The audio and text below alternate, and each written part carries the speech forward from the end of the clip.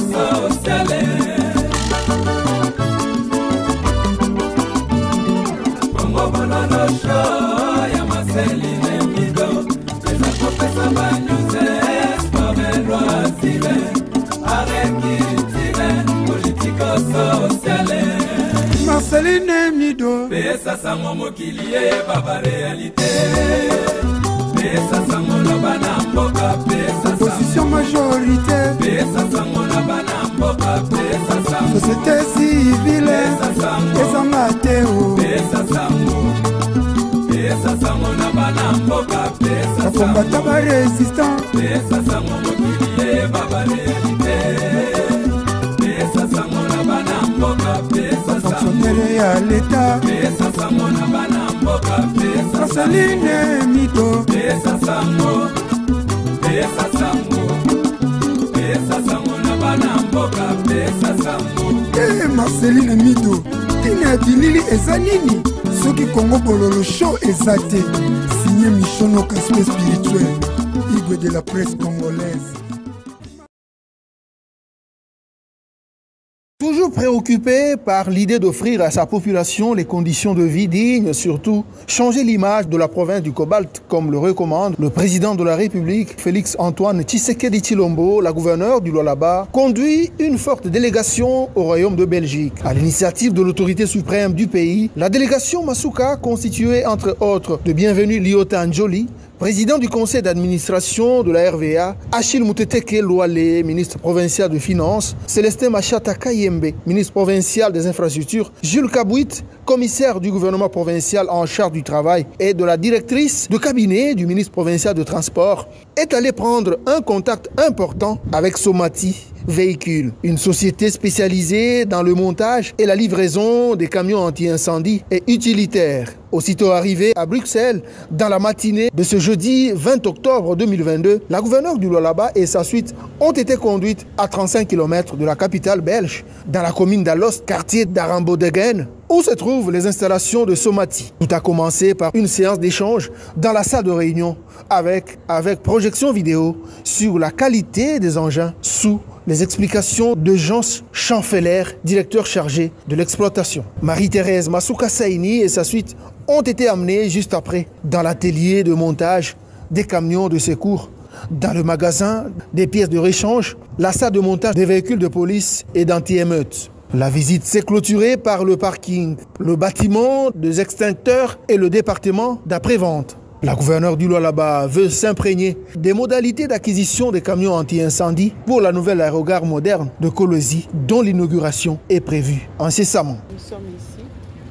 Les travaux de l'aéroport sont en train d'avancer. Nous savons aussi la crise mondiale que nous connaissons tous avec la guerre en Ukraine. Les livraisons traînent, donc il était impérieux de venir sur place pour pouvoir demander tout ce que nous avons besoin. Ici, nous avons commencé avec des véhicules anti-incendie, savoir si nous pouvons les avoir à temps, si nous devons passer la commande maintenant. Mais avant tout, il faut savoir où vous achetez, qu'est-ce que vous achetez et être sûr de la société sur place. Elle veut aussi procurer sa province des camions anti-émeutes et des ambulances. Dans la société qui est en train de fabriquer les véhicules anti-incendie, les véhicules utilitaires, les véhicules de la police, tout ça c'est important pour notre nouvelle province qui est en train de se construire aujourd'hui. Donc nous construisons à long terme et nous construisons pour ce qui est beaucoup plus utile. Pas seulement pour l'aéroport, mais pour toute la province. C'est dans la soirée que s'est clôturée l'activité intense du jour pour la femme qui incarne la vision politique du président Tshisekedi au Lualaba. Procéder autrement serait d'une part encourager le Rwanda à poursuivre son agression, ses crimes de guerre et ses crimes contre l'humanité en République démocratique du Congo, et d'autre part nourrir davantage la suspicion légitime des Congolais sur l'impartialité de l'ONU, ainsi que la complicité de certains de ses membres dans ces crimes. C'est pour mettre fin à cette suspicion et dissiper l'ambiguïté de certaines positions du Conseil de sécurité sur la crise sécuritaire à l'est de la RDC, ambiguïté qui excède la population congolaise et exacerbe la tension entre elle et la mission de l'ONU pour la stabilisation du Congo, la MONUSCO, que le gouvernement de mon pays a demandé la réévaluation du plan de retrait progressif et responsable de cette mission. Cette démarche d'ajustement est exigée par le constat unanime, même au niveau le plus élevé de notre organisation, des faiblesses regrettables de la MONUSCO, ce qui affecte certainement l'efficacité et la légitimité de l'action de l'ONU en République démocratique du Congo. La réévaluation du plan de retrait de la MONUSCO ne peut par conséquent nullement remettre en cause les relations entre mon pays et notre organisation. Quoi qu'il en soit, je réaffirme haut et fort à cette tribune de la plus haute instance internationale de gestion des affaires du monde, la détermination du peuple congolais et de ses dirigeants de défendre toujours, jusqu'au sacrifice suprême, l'intégrité territoriale, l'indépendance et la souveraineté de leur pays, dans le respect, bien sûr, du droit international et des engagements pris au sein des organisations internationales dont il est membre. Bonjour mesdames, bonjour mesdemoiselles et messieurs de partout, où vous me suivez de partout. Vous êtes connectés toujours sur Volcan TV, c'est votre humble servante Marceline Mido, Igwe de la presse congolaise, Mota Volcan, Mokonzi, Napokwana lelo, tozali susu na esengo makasi, ya kozala liboso ba petit écran na bino, topesa bino actualité boyeba exactement eloko nini ezoleka na RDC, mboka na biso, RDC mboka ya bakoko. Alors Napokwana lelo, bo excusez nga, mungongo na nga eza penza malamu mingi te. Nakosenga na peuple congolais bozotala ngai, bomeka ko partager émission, bomeka ko like, et kozala une très bonne chose. Napokwana lelo tozo yambela bino Maître Kalolo. Maître Franck Kalolo otoko yamba napokwana lelo eza solo o ezali très sérieux.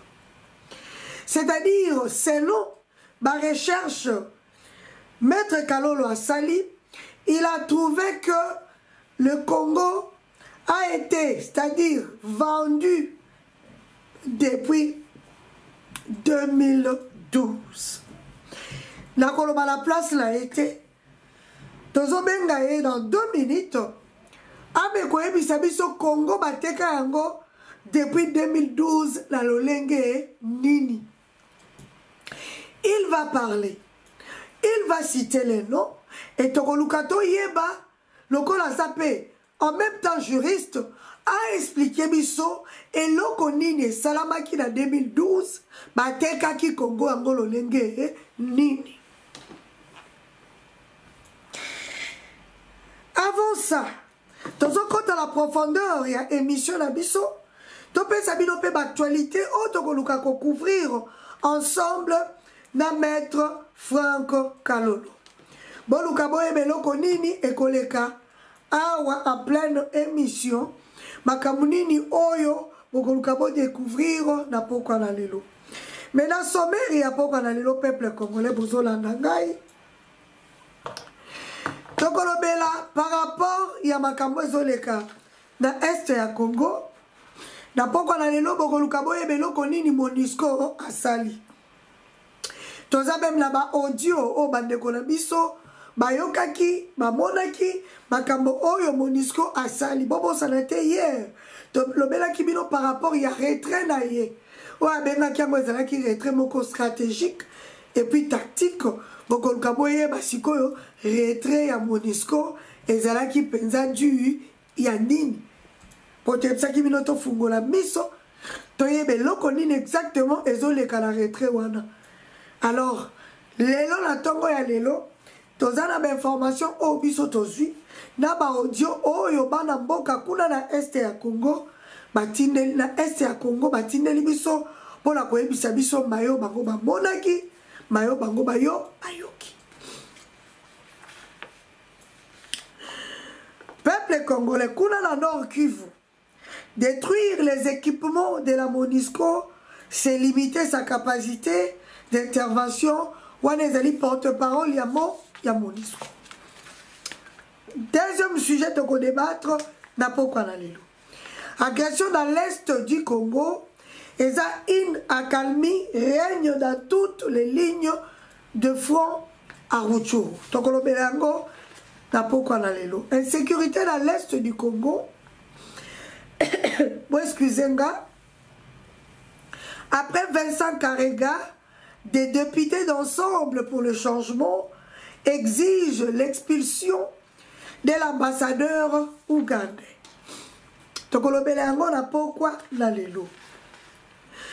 Le service du directeur de cabinet adjoint du chef de l'État dénonce des faux comptes ouverts au nom de André Wameso. Après audition à la commission de défense et de sécurité, Gilbert Kabanda rassure que le gouvernement va vite récupérer les espaces conquis par l'ennemi.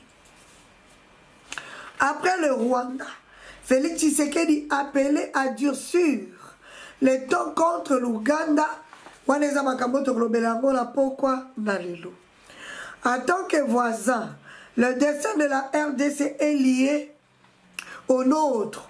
On a une déclaration à William Ruto remettant l'étendard au contingent de Konanga ya Kenya pour baya na RDC na Mboka na biso.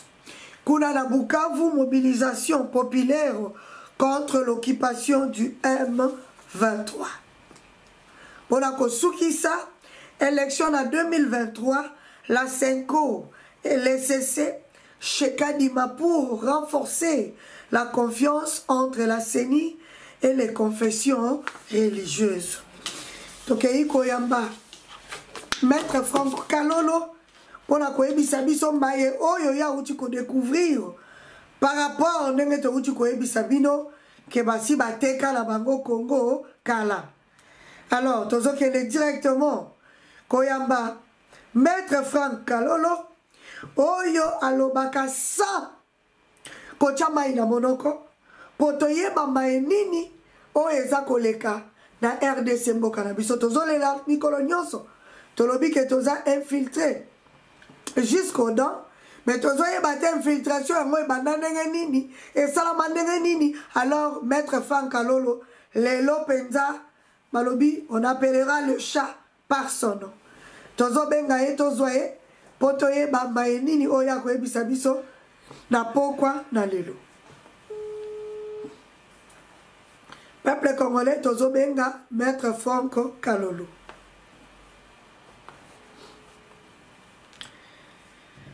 Voilà. En attendant tozo ko benga tozo senga yo o partager émission et puis o like émission na biso na pokwa na lelo. Bandeko na ebita ka nazo benga na numéro na ye ou bien nazo benga na numéro mususu tozo kende na koluka ye na numéro na ye. Oh là là, nazo benga na numéro mususu. Bon excusez-moi tozo luka ko benga Maître Franck Kalolo oko toko luka to partager na pokwa na lelo maemaza koleka na RDC mboka na biso. Bon excusez-moi, ma voix n'est pas bonne. En tout cas, nazo bundisa mama kasi na makambo la voix oyo. Soko zota la biso pour la première fois. Na kosenga na yo o s'abonner. Oh là là, nazo luka numéro ya Maître Franck Kalolo, excusez-moi. yango nazobenga yango maman na biso lukana no passé biso nazo retrouver numéro te j'appelle na numéro oyo maman na biso amekala nous ko passer biso maître franc parce que son numéro nazo mona ngo awate olimbisanga.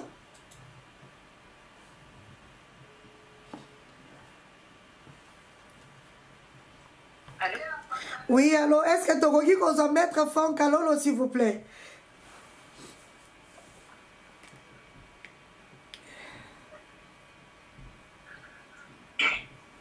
Allô, maître Franck. Alors bonjour maman Marceline, bonjour. Maître Franck Kalolo, bonjour, comment vous allez? Très bien maman, très bien. Kimi na Italie na Bolanda. Voilà, oh limbisa biso tozuyo. Tozali en direct, maître Franck, on a dit que oyeba quitté, mais tozuyo. Nenge balobara tozuyo na lombango, mais le gola yo posa le grand guerrier, oza nyamane tumba. Toza na choite, est-ce qu'on peut accorder biso 20 à 25 minutes pour ton solo lano actualité à Congo? Oui, maman, pas de souci, pour un beau on est prêt. Donc, ce côté Zali, naza guerrier, donc naza disposé, ya kolobela mboka na ngape na koyandola ba Congolais nyonso ba kolanda biso partout na chaîne na yo. Ba yeba pe ba yoka sango, ba yoka bazala bien informé, ba yeba maimanso makolika na mboka na biso.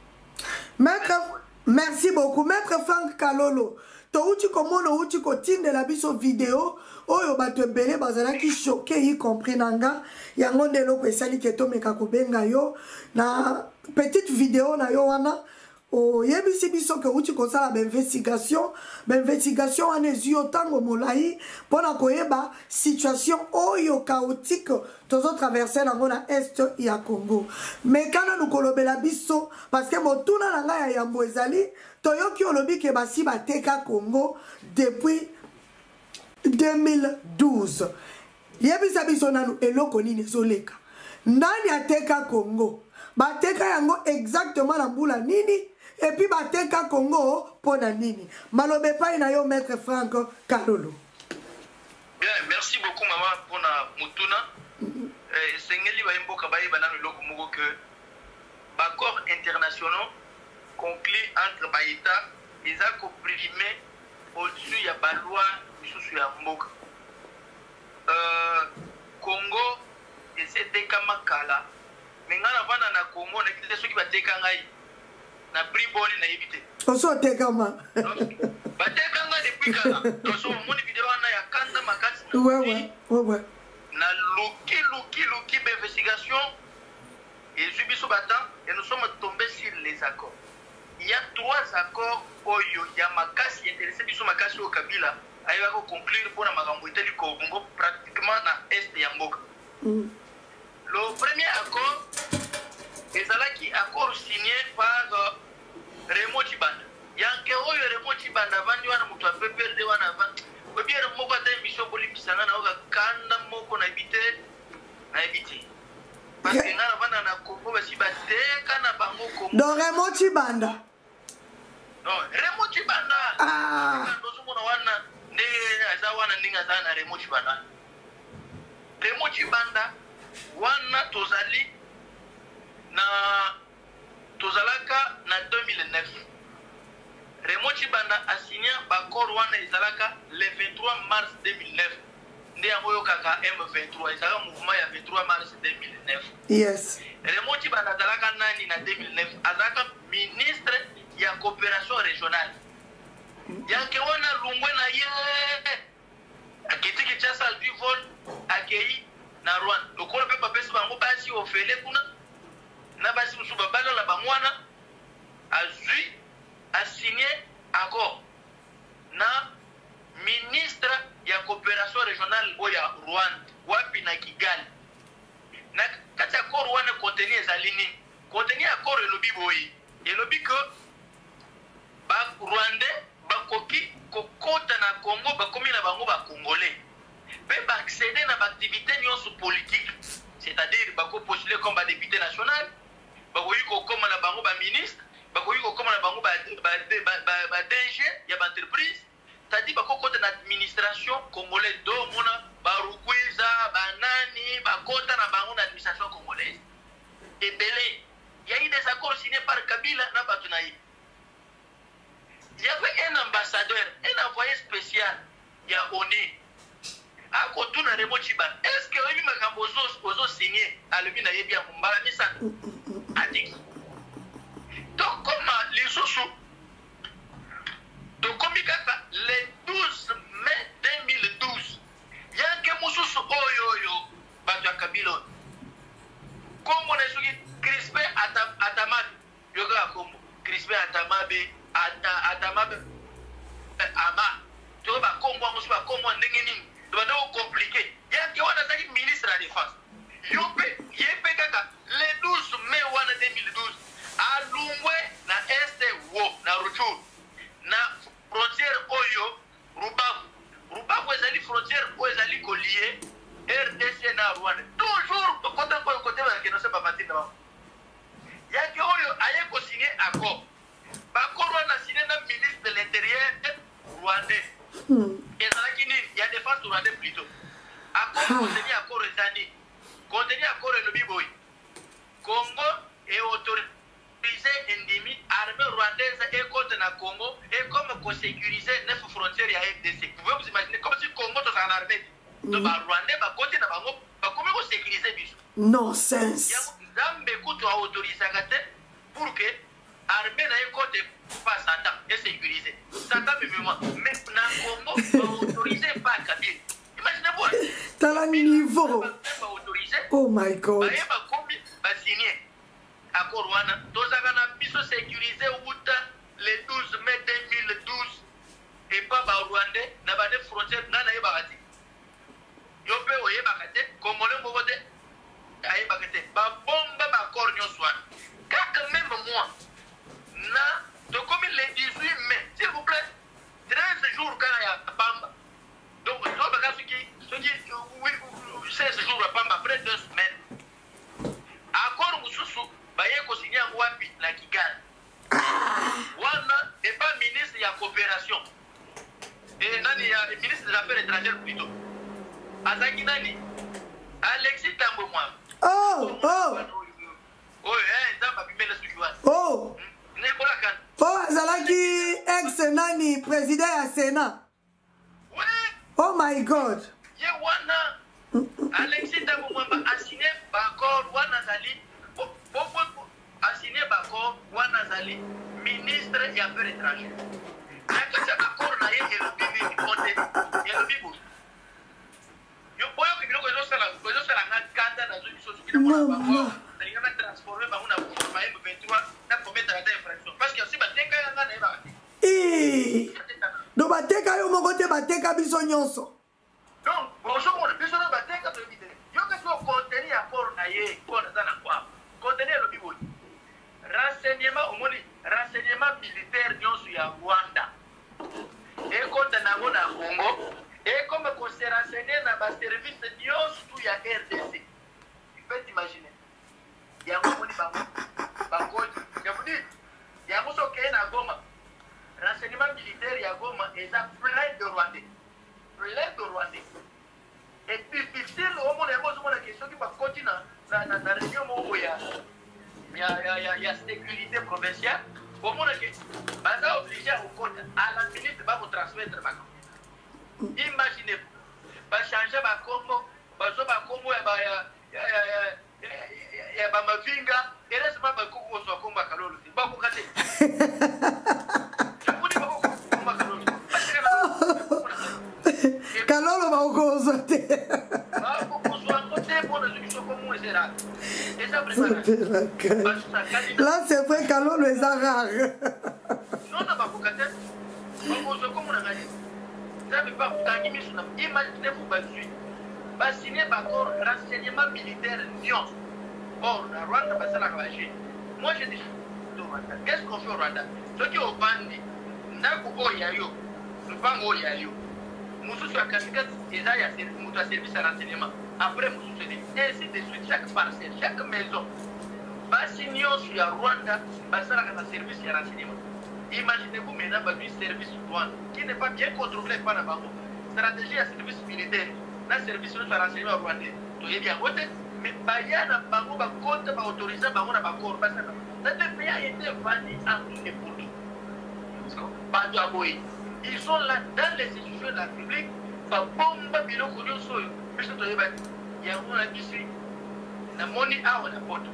les Ukrainiens prennent des armes, pour défendre l'intégrité autoritaire de Babou. Voilà. Pour défendre comment on peut la formule de l'Union. Nous avons qu'il y a une banque parce qu'il y a une autre trahison. Nous avons qu'il y a Adam, Madame, ceux qui attendent Madame, ceux qui attendent Madame, ceux qui attendent ceux qui attendent l'église, on va beaucoup compliqué. Yeah, Alexis Tabomwa. Na oyo Raymond Chiban. Toujours que ngai na zokufuna baoka na justice congolaise. Bon, pona wakutana. Siko biloko ya boye, papa tangu bazo signaka bakor.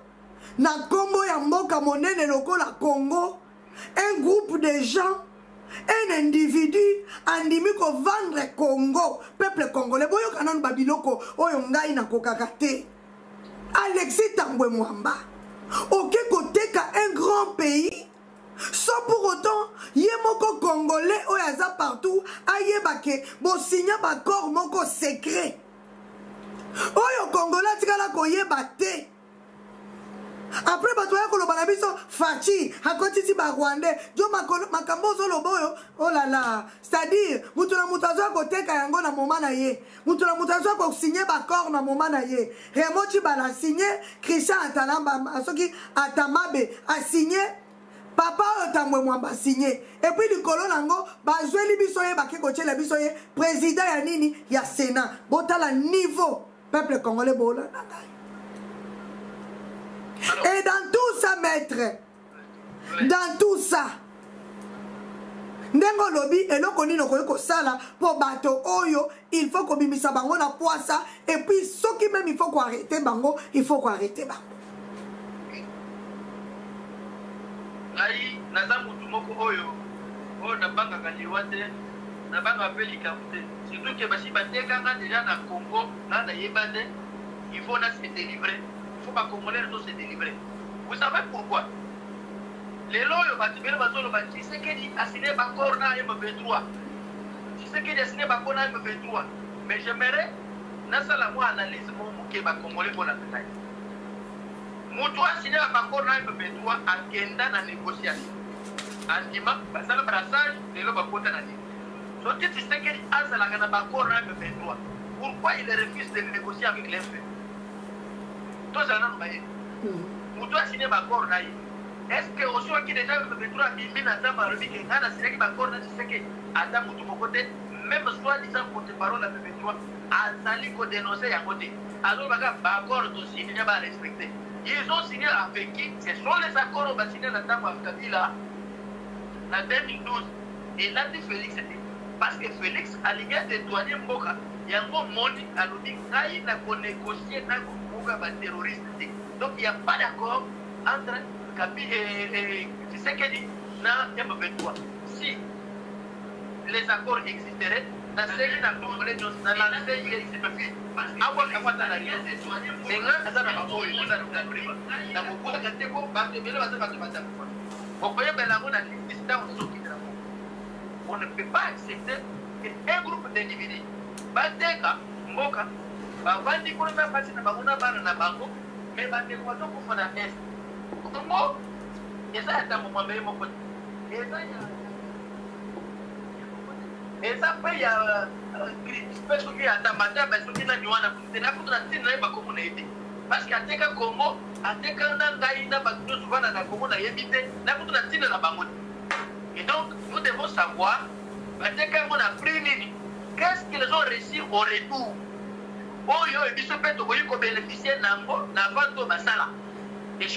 C'est ça la question primordiale. Mais problème n'a des questions à l'ingéna posé yo. Tango bango ba teki yango na retour ba pesa ki bango nini. C'est ça le problème. Ndeya maman Marceline tozoni to ke ne koye bango la justice. Makambo yo et luki congolais nyonso tozo conscient. Mboka soki était comme to perdre lelo. Félix peut quitter le pays à le pouvoir. mais Congo est aussi qu'à la Congo. A comme maintenant quoi pour tuer, a comme les botins pour toi qui est dans nulle part. Donc nous devons prendre conscience tous. Tu es baqué. Tu as eu un point de divergence dans la vie en tant que Congolais. Tu as mon pensée. Tu dois défendre dans nos écoles. Au moins, ceux qui sont dans la mission, il n'y a pas de problème. Tu as eu à tout moment. Maman, Colamba, tu connais. Attends, il y a 10 heures, il y a 12 heures. Aussi. Mais c'est risquant. C'est dangereux à mon avis. Mon paya comme on est mission, mais pas comme on est sous. Parce que j'étais l'opprobre et pas mon côté. Ah, mon est azui. Non, tu sais qu'il y a azui et l'autre côté. Là, il peine à vous zéro comme côté. Il peut aux zéro comme côté, mais il y a un net au Congo. Parce que ma tête qui Congo. Ata ko tozali banda mboka. Yebaki, tozana mabota kukula. Mutu moko te awa ko yeba bisaka ki amema famille mbo kae na bota zati. Mutu moko te ko bisaka ki Congo bisika bande kone basakuna ye bazana condition ka ya bien bazali. Donc nos frères qui sont à l'est du pays, bazaba congolais. On ne peut jamais parler de la RDC sans que tout était sud Kivu, nord Kivu, donc l'est en général. Étant donné que la province n'a pas été touchée, affectée, ma compatriote n'a pas été pour vivre le calvaire et c'est que les choses à la idée. Donc c'est mobilisé. Même dans la diaspora, on peut aussi mobiliser ma marche, ma soulèvement pour démontrer même dans la communauté internationale que le Congo est allé affecté, est allé touché, Bagé ou à la Ligue à sauver. Donc, mais Congo, Congo, na combien? Oyo bazwaki kasi batiaki wapi pour que biso beto bénéficier na lomeya to na mbando oyo batekelaki yango. Mais soki eza justifié te en tout cas na kolinga na kufa. Mais maître Kalolo, question mususu tozo poser parce que soki tozo lingolandela tomoni même Union européenne eza kosenga ke mokonzi à la dialogue na ba M23 na Rwanda consort ba fanda ba solola balanda bakor ya Nairobi. Sikoyo maître Kalolo, finalement nous avons combien de accords oyo et salama na mboka oyebi biso ya ba 2012 oyebi biso ya ba 2009 mususu lisusu abiso tozoyoka soki ya Nairobi et consort nalingi sikoyo nayeba bakor yango nyonso eza ndenge moko ou bien chaque accord eza na belema nango yango moko, c'est-à-dire belema particulier par rapport à RDC mboka na biso malobe pa ina yo. Merci beaucoup. Nalingi na biso ba congolais so ba kolanda biso. L'accord de Nairobi au bas de la allusion il y a Félix au Kodambo chef de l'État et Zali ya Kosluka ba groupes armés congolais opéra sur les sols congolais ba au baza ba congolais ba le kana brassage ba lumana zamba ba intégrer vie moko oyo ezali civil ba banda kofuta bango. Mais on n'a pas signé d'accord na ba M23 les mouvements terroristes. Et d'ailleurs je vais vous dire, c'était une feuille de route qui a été donnée. L'accord, il y a différence entre consultation na oyo babengi accord. Ici l'accord, c'est-à-dire si ba élément nyonso, il y a des clauses si masiko ba entériné ba signé et qui doivent être d'application. Mais dans la consultation oyo esala maki na Nairobi, c'était pour pas yoka ba vie ya ba, c'est-à-dire ba revendication ya ba nini otindaki bango bakota na zamba et que bango ba tout au retour ce qui to ozani. C'était concerné na ba congolais et non au Rwandais. Ça c'est une mise au point. Et donc voilà pourquoi on a dit tant que bakitaki na consultation na Nairobi, il y a pas eu délégué à Tambo ya M23 Salaki. On les a fait mis de côté. Et donc ne confondons pas les choses.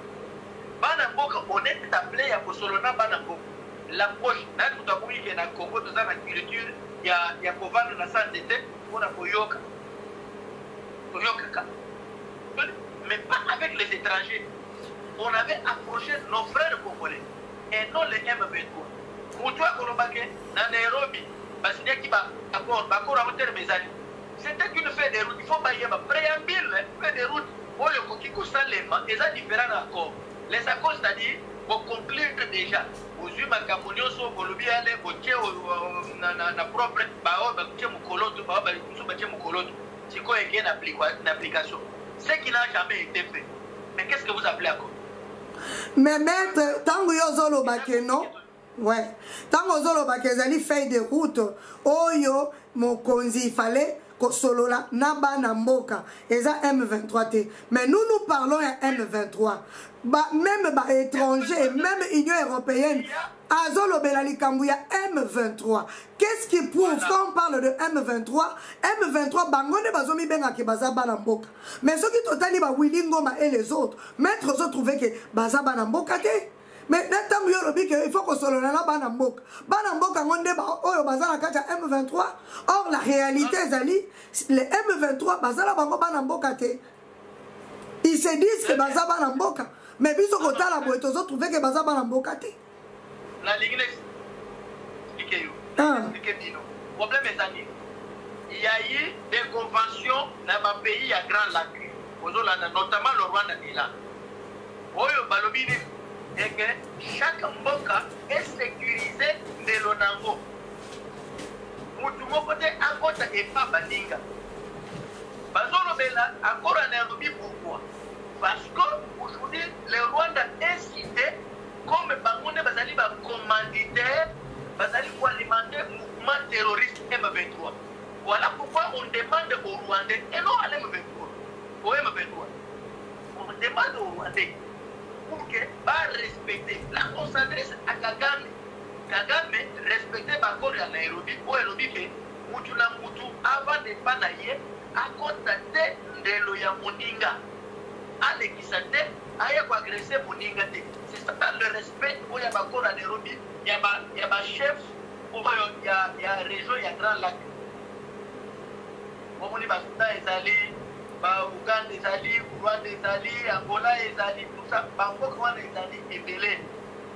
C'est-à-dire, violabilité est à la tête, pour constater le territoire à Moninga. Alors, comme on a constaté que le Rwanda est en train d'opérer sur les sols congolais, en violation, il y a Bakor, il y a Nairobi, où ils allaient sécuriser ma frontière, il y a territoire national, il y a chaque État. Et non, bazolo baketo négocier non. Maintenant, les Occidentaux, imposer, nous disons, dans un engagement dans la montée de la montée. Là, nous avons vu la vous voyez bien, vous depuis. Maintenant, comment tu passes à la carte? Du côté, côté. Donc, des filles dans la mais puisque tu mets les bangos, le lobby, donc on négocie dans la montée. Donc, on sait à respecter l'accord en Nairobi. L'accord en Nairobi et le Bini, ce sont les accords signés par l'État. Il y a Grand Lac, il y a région du Grand Lac, le pays et l'Union dans la frontière. Compte tenu des années, mon côté est violé par le Yabadinga. Mon côté qui est adressé à Moninga, et à mon côté, ça pas respecté. Voilà. C'est un peu ça, il y a d'autres choses. Bon, voilà, tokoti confusion, maître Kalolo, sans vous mentir. C'est une vraie version. Vraie version, on a fait citer Yangoy.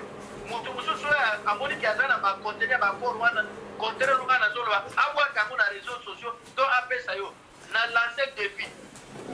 Nazala ngamoko na kotindelo yango maître parce que na préparé yango lelote na lingai na tina la kisa yango mais na kotindelo yango en privé tokozonga na yo lisusu par rapport ya bakoro nga nazala yango na Nairobi parce que selon au moni accord wana ezolo bape très bien que baza ba congolais mais problème na biso tozomona que ça piège ce ne sont pas des congolais.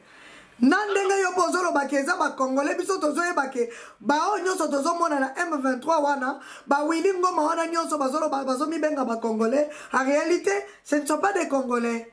Des problèmes na biso yango wana. Aucun accord n'a été signé avec les M23. Aucun accord le dit que M23 baluka bakota na mouvement mogoso brassage to basadi. Non, c'est ce qui n'a pas signé les accords avec les M23.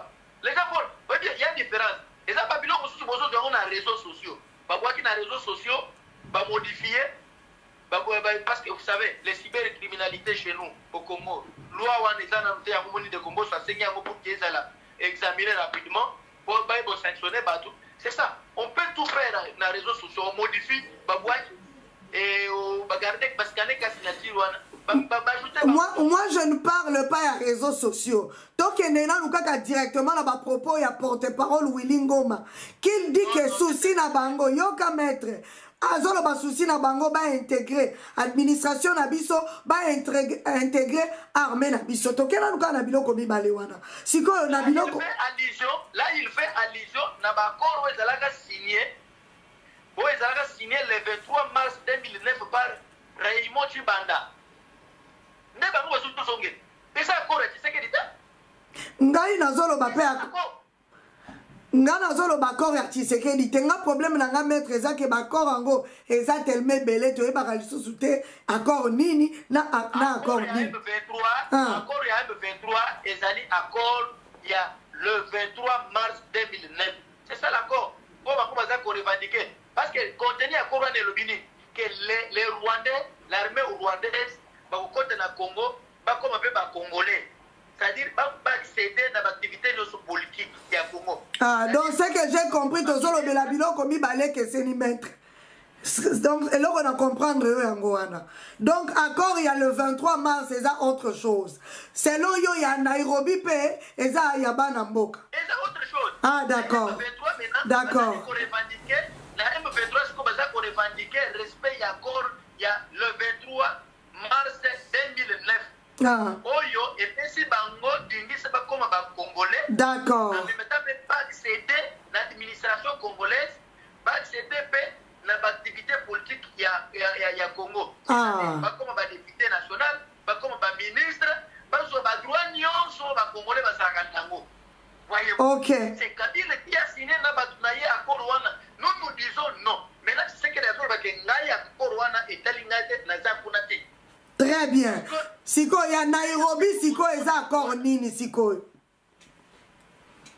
Pardon? Siko accord, c'est-à-dire où tu as fait des routes, il y a Nairobi.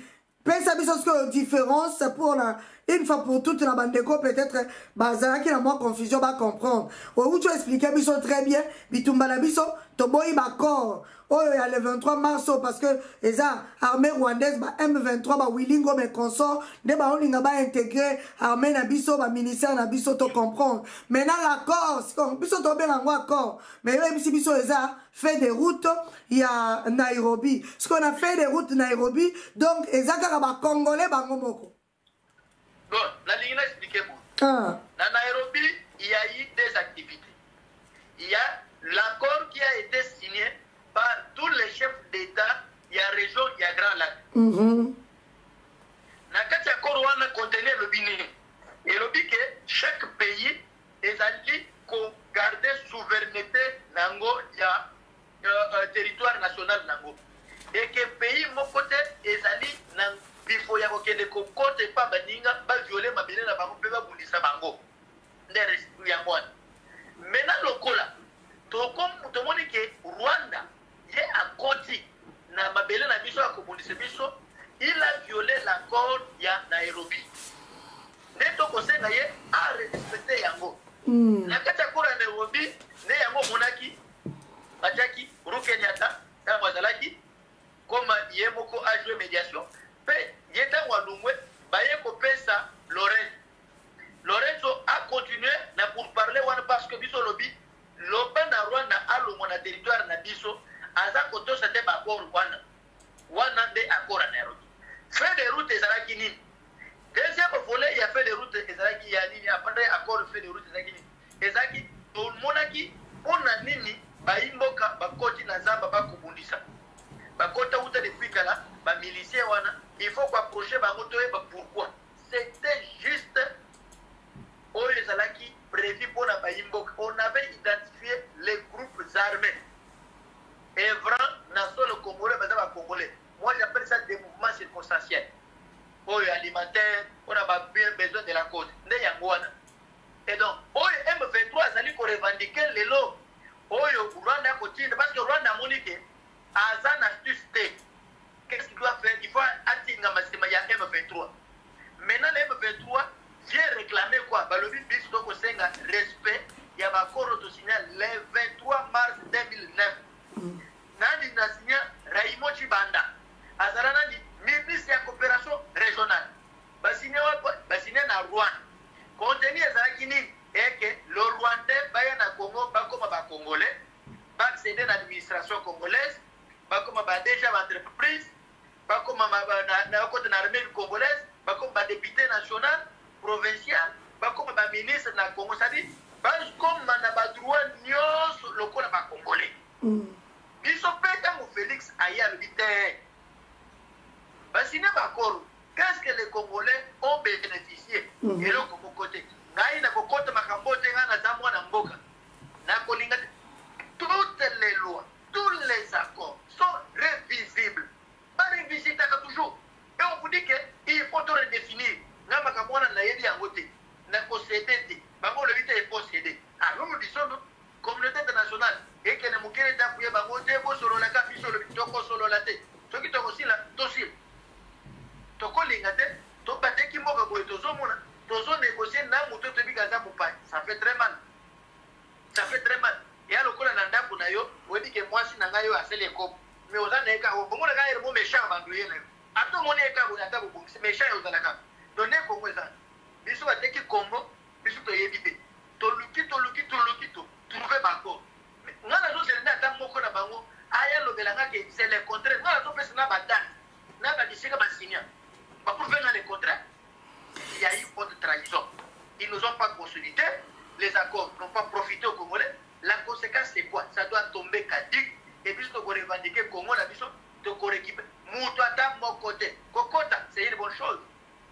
Mais qu'on récupère des amours, en est une autre chose. Qu'on récupère Congo, on va vendre la tête. Donc, nous serons déboutés au retard de nuit. Et nous allons rester. Mais puis, ce qu'on tourne, Raymond Chiban, on tourne Alexis Tamamouan. Donc on tourne respect à ta matin de ceux qui en a niveau. Pour dire que ça va Congolais, comment on a compris. Comment ils s'appellent à Congolais. Baye biso ba korwana et profiter biso. Donc on a ba moi qui besoin justice. C'est quoi le maître Kalolo Nakato Malobate?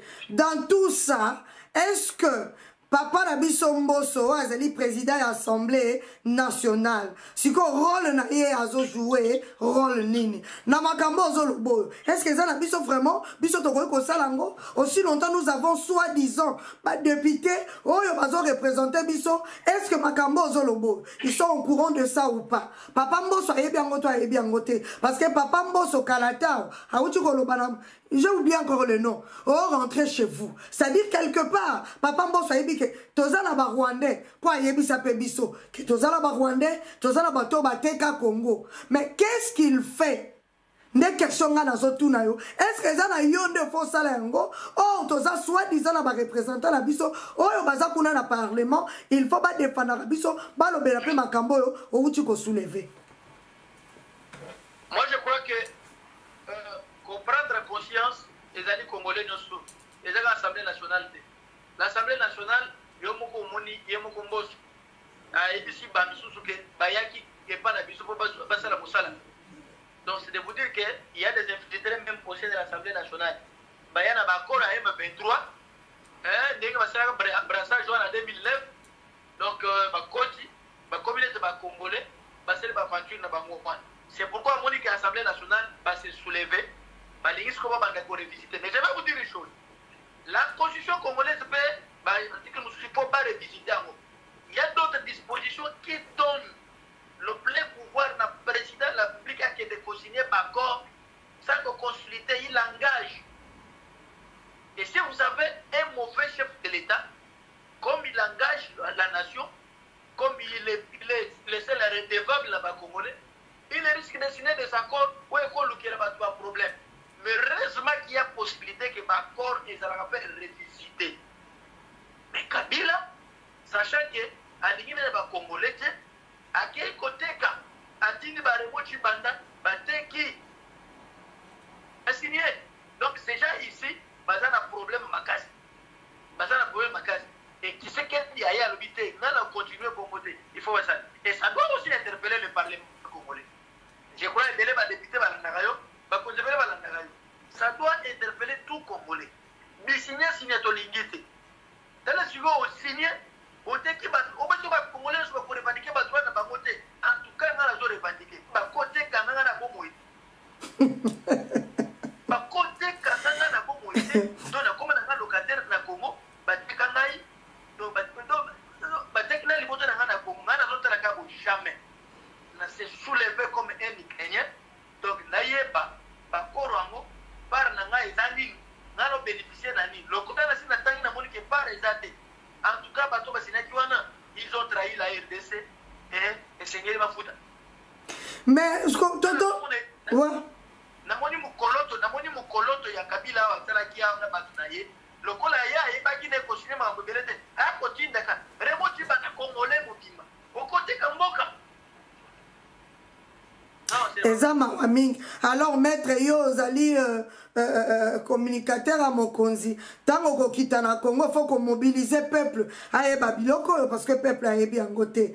Alors pona koshite maître Kalolo nazalingaki na meka kotuna yo par rapport ya mokonzi ndenge akoti na communauté ya est bato ebele bazosenga ye abima kobana bon tochala lukaka Fayulu te po peut-être soto che monsieur Fayulu ezobimaka lokola peut-être utaki na monoko na ye yango bato baboyi yango okoki koloba nini parce que balobi kokoto ya koti na kati tozomona bato wana baza na ba business na bango bayaka koteka biloko na bango na Congo avec toute facilité, c'est-à-dire ba produit na bango nyonso baza na facilité bateka yango na Congo mais biso to ane loko kokene koteka na bamboko na bamboka na bango te et quand ils viennent bazo teka ka ba produit na bango na mboka na biso Congo bazo profiter en même temps bazo continuer copier et en même temps bazo zwa misolo ya Congo ba memi yango na mboka na biso tandis que de notre côté biso tozo bénéficier na communauté oyo est point de vue na yo ezali nini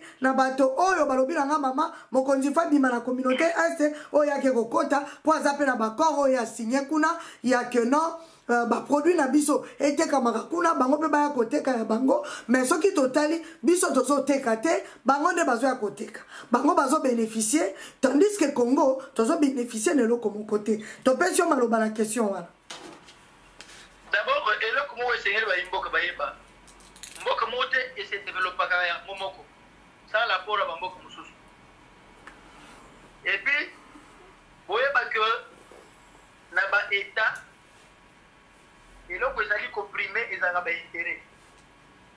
Je ne vois pas que mokonzi ya mboka akende kosigner baccord sans intérêt. eloko monoki bandeko balobi bango nde bazoya koteka bazo bénéficier na biso sikoyo bamboka yango est ce que bapekisi biso mpe tokende oteka kuna bango bapekisi biso tokende oteka te soki ozangi eloko ya koteka te est ce que tous les Congolais bazangi biloko ya koteka kuna?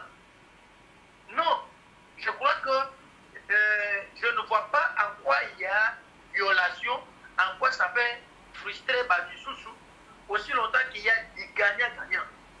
Oyo zana ngo moni ko oteka na mboka mususu o basala na tekape développement ya mboka eyaka on peut relier pe banzele permettre ba kon ceux qui kuna et ko yo permettre pe ko we sika so visa accueilli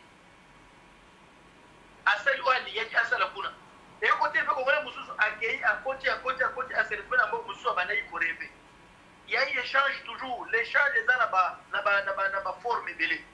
Et donc, Moutou a péqué ce Moutou qui est noté dans la bamboka à Sati. Mais, vous voyez que Mokonzambok a Zanzobate pour signer Kaka. Ça qui est au retour à bénéficier. Il y a aussi ma bénéfice Moussous. Oh, et ma coach, surtout quand il faut pénétrer les accords, autant qu'on comprendre bien. C'est très important. Que Batubel Wazaga, Aïka Lokon a dit comme accord, Bachaka signature, c'est fini. Habitez qu'il y a des libellés là-bas, il y a des clauses, il y a des motifs. Non, ce n'est pas ça. Laissons les temps au temps. Jusqu'ici, rien n'a été violé. Oh non, a signé, à Longwa, a signé parce que Bansou besoin de Roteka, et Bissou de Zoteka. Nani Moutapeki sur qui est doté. Mais ça l'a peine l'eau à Roteka. Sans un élo à Roteka, ton moniango même awa na Royaume-Uni, ton moniango awa na Royaume-Uni, pourquoi ton bimi na Union européenne? Tango awa na Royaume-Uni te trouver que intérêt na biso exacte bango bazo profiter na biso makasi par rapport à Royaume-Uni. Alors to salini to bimi. C'est comme ça que ça se passe. Avant yo ndi mapé faut tala est-ce que peuple nanga a ko profiter côté kuna? So ko trouver que peuple na ko profiter te. Yo ke no ndi bango ndengeni. Il y a un problème. Chaque province il RDC et produisaka biloko. Il faut la siko. Et aussi, quand vous signez par exemple des accords, si au côté de la rentabilité, on peut voir l'évaluation, on évalue. Kasi évaluation ezali ke ba côté kuna nyonso maître balobika biloko la bango nezote kama yango omoni na pesi yo question wana batu balobi biloko na biso et puis soki biso tokela bamboka na bango maître yoka biso tozana à l'aise te bazotika biso toteka ndenge bango bazoteka te bango na ba policier na biso ba comment protéger bango et consort kobosana te même ba chinois ba libanais ba sénégalais bikolo mususu ba prêtre na bamboka na biso mais biso yo kende koteka na Chine batala yo balobi c'est de la même façon poto ke de koteka na bamboka wana ba Rwanda et consort bazotika na biso liberté wana te mais bango baza koteka neti na film siko avantage na biso eza wapi. Le problème, mes amis, c'est l'organisation interne. Où il y a côté le bichot. Tu sais qu'il y a quel bateau, tu sais qu'il y a trouvé bateau. Tu sais qu'ils ont affecté bateau. Mais bateau, on a oublié ça la oyo. Et c'est qu'il n'y a pas prérogative na bango, pas qu'on faillit. Il y a pas qu'on remplacer par contre. L'évaluation, c'est normal. C'est un constat au Bakumole Basali. Ça arrive auprès du chef. Et le chef de l'État a aussi l'évaluation et on va trouver la pertinence. Est-ce qu'il faudra-t-il continuer ou bien Kobima? Si on se dit qu'on n'est pas du tout bénéficiaire, eh ben, on fera la volonté du peuple. Il est aussi, chef de l'État a dit serviteur, il y a peuple naïf. Il y a serviteur, il y a Congolais et Congolais. Il écoute les Congolais. Les Congolais ont dit ne négocions pas. Avant, il faut négocier. Les Congolais ont dit accusé au Rwanda boye dans le cerveau alandi comment naie donc ce qui fait tout le monde évaluation que on ne bénéficie pas il sera obligé il y a constat la volonté un peu donc on évalue yes on va voir soit Kokoba soit peut se retirer sinon comme on a dans droit pour bango et Koti et Yokani on va examiner sur ça en tout cas. Mot de la fin, maître Kalolo Poto Suki Salon na poko na lelo. Mot de la fin ezali unité nationale. Pour osenga ba Congolais nyonso. Basi to mibali bisika no tozali. To tshana no ba divergence na biso mopati. To punana no pona Congo. Soki to bengani munguna to zongeli koswana na biso. Po to mesana koswana biso na biso to bomana ate. Mais aussi longtemps que munguna azali. To tshikana no koswana to luka nani oya koti munguna. Topundisa munguna tobengana ye. Likambo oyo na dénoncé ya bakor misat oyo basinya. Il y a le 23 mars 2009 par Raymond Chibanda. Na oyo il y a le 18 mai. Il y a le 18 mai 2012 et pas Pépé Alexis Ntambo Mwamba. Na oyo mususu il y a les 12 mai et pas Christian Atamabe. Ceux qui Matamabe Azamabe. Alors, toutes les Meleyango, parce qu'il y a une haute trahison. Lorsqu'on signe l'accord, en échange, et Sengeli, comment peut bénéficier? Comment bénéficier à qui n'est? C'est que tu bénéficies qu'à des ordres, tu bénéficies de la balkanisation. Et le Félix Azakobuna, et Zabitouma Yakala. Ce n'est pas les accords signés par lui. L'accord à Nairobi et le Biboye, signé par le chef d'État, il y a région, il y a Grand Lac. Et le Bi, mon côté, Aïba de l'Omuninga. Le corps de Bike Kagame, il y a une idée comme le service d'être télémélié à tous ces accords, à Zonga et Panaye à soutenir le mouvement terroriste. Fait des routes, on a un mouvement exceptionnel des acquis Congolais et non les M23. Les M23 a réclamé, a revendiqué par accord na bango le 23 mars 2009 où il va signer la cabine.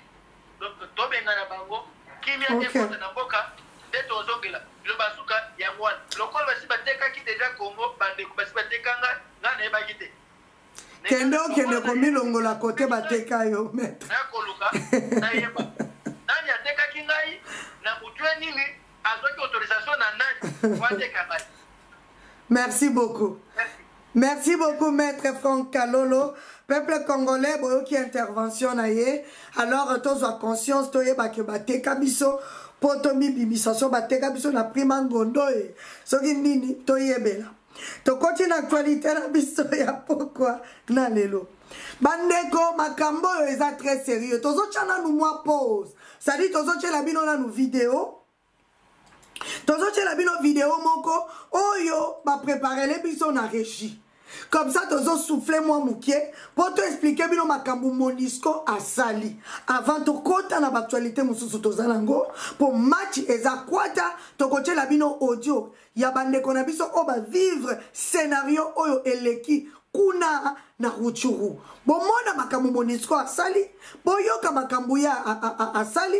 Po soki tolobi bolobi ote mama. Nebisa ki bino makambo retre. Yangoyo makambo nyonso bimi na poids. Na poisson. À vous la régie, à tout de suite. Merci beaucoup. Félicitations, coup de chapeau. Bon, vous avez bien pour de santé. Mais tout ça, bateau, bateau, na Kishasa, bateau, na Kishasa, merci, merci. Je passe un message. On a bandé qu'on a vu sur la coma. Vu sur la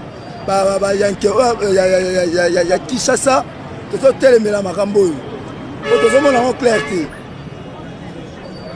Tout le monde en clarté. Bazotika Congo na biso et comme on a dit ya banguna. Vous comprenez? Et vous allez voir ya banguna. Ya ngoto pèse message ba ya goma. Bolembate bo décourager te biso pe ba ya kin. Toza sima na bino. Toza pe la sima FARDC na sima mokonza mboka. Mokonza mboka ko lembate ko baye biso te biso baba na to sima na yo. Tinda biso ta ba avion, ata la makolo, ata ba punda to koma kuna na Goma po to lembi. Et puis, tous un message au comité international. Base à la giste dans le Cambo, Balomona. Oh, comme côté là-bas, Bounissa, Rwanda, Bounissa, RDC. De tous après. Nous autres, là, mon consi, il y a un message, nous sommes à tel mélango, tu n'as pas avion, tu n'as pas de côté à ma colo, tu n'as pas de on comprend. Donc quand tu as marre de Rwanda, tu as ma colo, il faut te lembi. Comité international, vous allez la schiste. Vous allez la schiste. Vous allez la schiste. Bon, moi, il y a un véritable qui est en magasin. Il y a un scénario qui ressemble à petit pour te lembi. Mais après, on a sur tout. Tu as ma colo. Ma colo. Président, Fatih Beton. Attends, appelez-le. Donc, on a ma colo.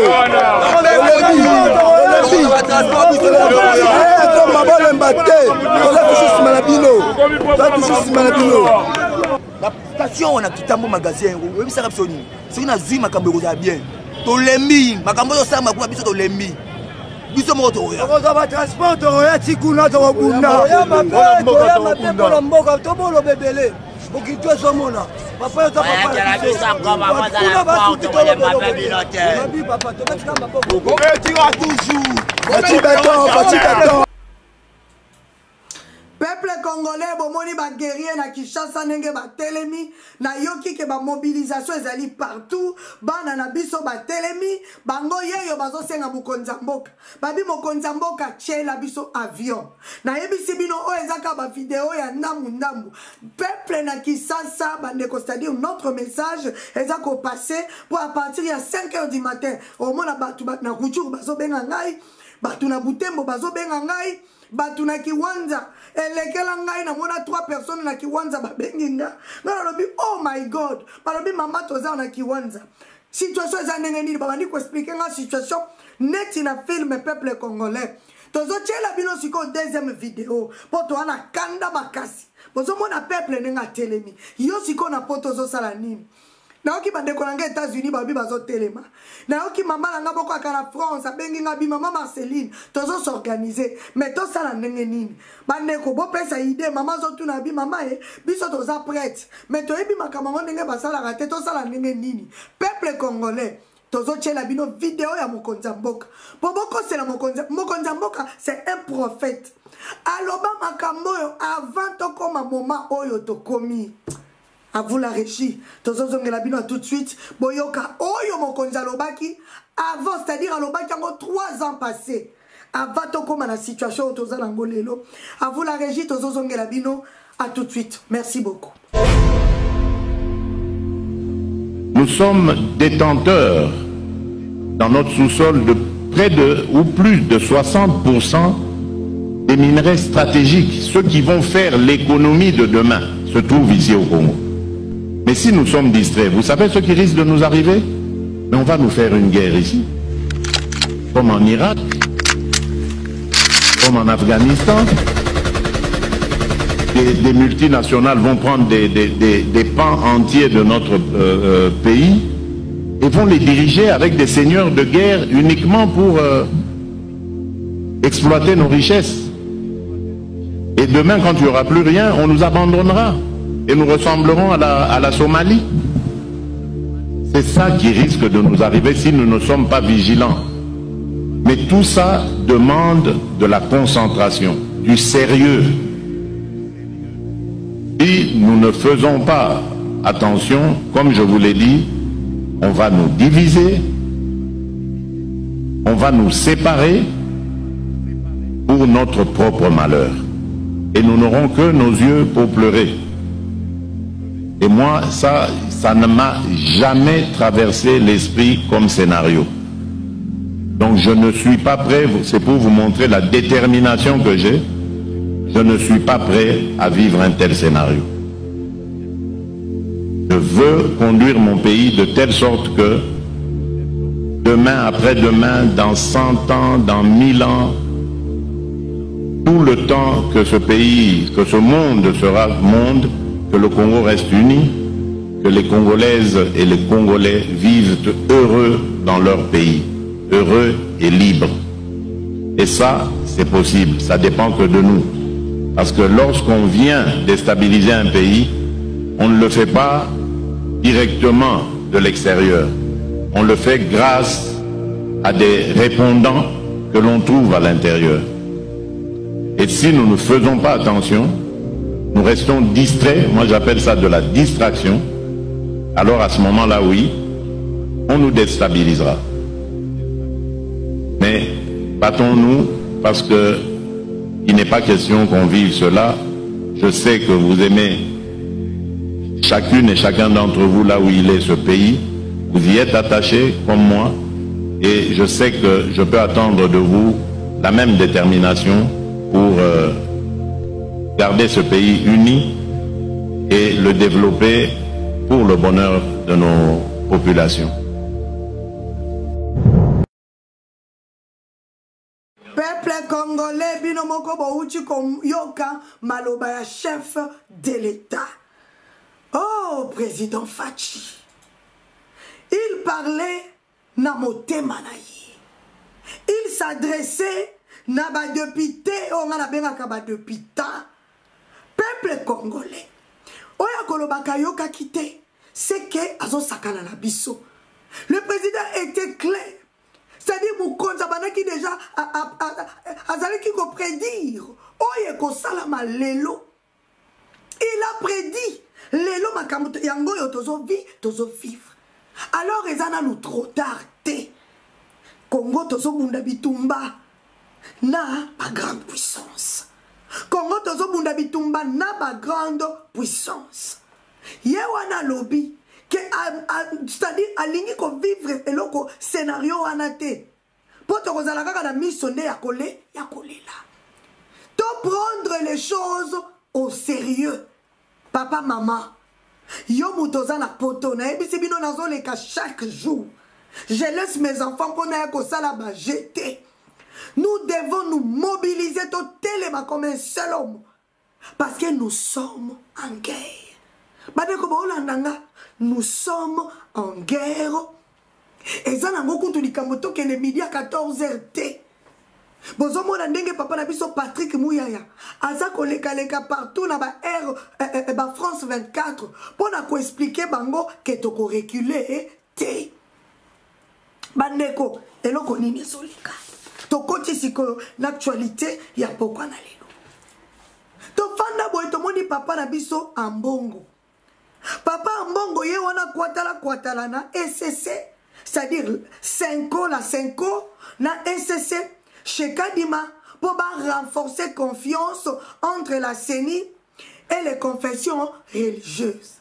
Peuple congolais, donc na minicho papa na biso Ambongo Cardinal Ambongo na situation oyo biso tozo traverser lango na RDC tozo c'est la déclaration ya papa na biso Ambongo tozo c'est la papa na biso Ambongo cardinal ameka ko bimisela biso bandeko na biso oyo basambelaka na église catholique ndenga salaka à l'époque ndenge balobaka o Kabila dégage Rossi Chimanga lelo akufa parce que église catholique ebimisaka bato wana nyonso ebimisa peuple congolais pour dire na Kabila que non il faut dégager lelo oyo situation ya est ya Congo ba politiciens na biso nyonso bouche bée ils sont là pour papa na kokondana kaka mukonza mboka kolakisa ki mukonza mboka osalaki mabe osalaki boye olie biso nyonso tozala un seul homme pona kozala sima FRDC pona koyebisa mukonza mboka oui peu importe berreur na yo peu importe toza contre yo mais pour le moment lokola yo lakisi biso ke la patrie ou la mort toza sima na yo to silisa na lumakamba est ya Congo comme ça tokosongela politique na sima te papa na biso Ambongo na bandeko na biso ya soki ECC bakei epa ya Kadima kokutana na Kadima soi-disant ba renforcer confiance pour na nini po mapona mieleka na kimia nyonso bandeko est-ce que tozalaka na bato balingaka Congo boye bisanga siko na biloko biso na bino tozomona Pourquoi maman Marceline a très radical, maman Marceline a zalaka. Est-ce que dans le moment où on peut parler dans l'élection, est-ce que dans le moment où Togolo bela makambo seni peuple congolais, oui mais comportement ya ba politicien na biso, comportement ya ba prêtre na biso, soi-disant ba cardinal ya ba mboka na biso Congo, baso se comporter on dirait bazalaka ba congolais ti. Donc, eloko ezo préoccupé Ambongo na mutuna ye cardinal Ambongo eloko ezo préoccupé ezali il faut l'élection salama pour bacha mukwege na pouvoir préoccupation na ye ezali l'élection salama pour bacha président ya Mazembe bacha la biso na mutu ya mboka. Or nos frères et sœurs bazo kufa na champ de bataille bande konabiso FRDC armée na biso nous perdons aussi ezaka ka côté ya M23 te bande konabiso basi mibale bazo violer bango pendant plus de 25 ans na moment tozolo banabiso ba déplacer baza partout to ebisaki bino plus de 23 000 déplacés mais Ambongo tozo zelaye apesa mangloba ya encouragement ayebisa bande ko nyonso basambela ka l'église catholique keto bimato za la sima FRDC Ambongo koto an etaliete souci na ye ezali akende kolandela Kadima soki ba yebisa Kadima nini soki ba corrompre Kadima soki souci na bango eza nini po l'élection sala na 2023 cardinal Ambongo zolanda ngai biso tokobanga binote mais toko respecter bino mais toko banga nzambe mokonzi na 2023 toi na posa élection ti toko sala élection au moment est ya Congo ekozala na kimia soki kimia za na est ya Congo te cardinal Ambongo okoluka ko sala élection wana peut-être na ebite nzamba limbisanga kende koluka ngo okende ko sala pa bato batindaka yo momoni na RDC mboka wana toko salaka élection te na 2023 aussi longtemps situation à est à Congo et si la noté mbongo oyo bino bozoninga kobongisa pona élection tozana besoin mbongo wana ekende po ba renforcer armée na biso tozana besoin ba recruter ba jeune tozana besoin mbongo ebele mokonzi acha pour recruter ba jeunes pour créer ba centre ya formation oyo eko former ba jeunes na biso au moins tozala na 1,5 million jeunes oyo ba continue armée pour na ko défendre ma belé na biso tangu Rwanda ekomona 1,5 million personnes au baza ba congolais ba telemi ba continue armée la kalisi mboka oyo même ba multinational otolela ka mikolo nyonso bakobanga biso mais aussi longtemps papa na biso Ambongo au lieu yozo les choses au sérieux lokola bino nyonso mémise na bino ezala makamba est à Congo je ne vais pas marcher mes mots ba mémise na bino ezakuna na kata est yango bolingi bo embrouiller biso bolo ba élection Cardinal Ambongo, na otuna yo. Na moment où élection pour apporter bisoni. Bon, maintenant, il y a un problème d'occupation. Bon, il y a un problème d'infiltration. Mais moment favorable, il y a une opportunité. Il y a bien à profiter pour te sili une fois pour toutes. Mais bon, il y a un niveau de distraction. Bon, il y a un niveau de non-sens. En anglais, bon, il y a un solo la kadima, soi-disant, te renforcer n'importe quoi. Peuple congolais, botala soi-disant serviteur de Dieu. Oyo bazo lakisa biso ke bango ba basali na Nzambe. En même temps, bato bazo périr na Est ya Congo, bato bazo kokufa na Est ya Congo. Ye kuna zo ke de ko renforcer confiance na Seni pour l'élection salama na 2023. Kuna na Bukavu, mobilisation ezo salama populaire contre l'occupation à M23. Na moment to banabino bandeko match ezakwata moto ezopela na yoki ke balobi nanga na bandeko mususu ya Barwandais balobi Kagame dégage balobi na bandeko mususu ya Barwandais balobi Kagame dégage nazolinga na yoki sabino kaka audio moko ya bandeko na biso Barwandais eza tellement moulayi makasi me na kozwa ngo ta mingi te potokota na actualité ya makasi otoza nango na pokwa na lelo oyo ezali actualité ya masolo ya MONUSCO oyo peuple congolais za na besoin yoka eloko nini oyo MONUSCO asali bandeko bozolanda ngai naza kotala naza luka koyeba makambo yango eza lolenge nini bandeko oyo bozolanda biso bolimbisa nga bandeko masolo tozobetela bino na pokwa na lelo peuple congolais eza très sérieux que komona soi-disant bato bami bengi ba basali na Nzambe kobosala musala o bango bazosala pona ko distraire biso. Je me dis sur les 12 millions de Rwandais vivant sur la terre, plus de 8 millions sont consternés par ce qui se passe en RDC. Parmi ces Rwandais qui vivent dans la terreur, dont un grand nombre en exil et d'autres à Kigali, mais dans une prison à ciel ouvert, sous le silence hypocrite de la communauté internationale, figure le pasteur Shadrach Uwizeyimana. Dans sa cachette, il a pris le risque de s'adresser au président congolais et à son peuple. Shadrach Uwizeyimana pointe du doigt Paul Kagame comme responsable des massacres perpétrés en RDC, au Rwanda et au Burundi. Le même individu, Paul Kagame, est également responsable du massacre qui a eu au Rwanda depuis 1990 à 1994. Aujourd'hui encore, cette année 2022, l'armée rwandaise, sous la couverture de M23, ose une fois de plus envahir la RDC. C'est déplorable, inimaginable, regrettable et insupportable.